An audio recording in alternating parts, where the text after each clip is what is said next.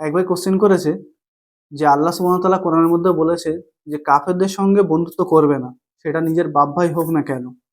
তো কাফেরদের সঙ্গে কি বন্ধুত্ব করা যাবে?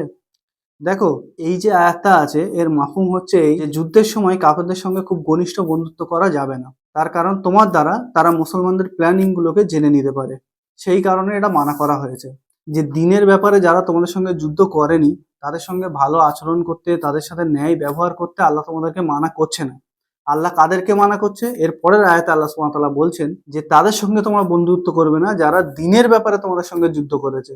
তাদের সঙ্গে শুধু বন্ধুত্ব করতে মানা করা হয়েছে। বাকি নরমাল কাফেরদের সঙ্গে বন্ধুত্ব করতে আমাদের কোথাও মানা করা হয়নি।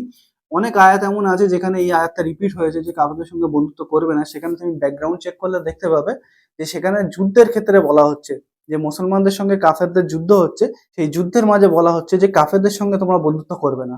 আশা করি আমি বোঝাতে পারলাম।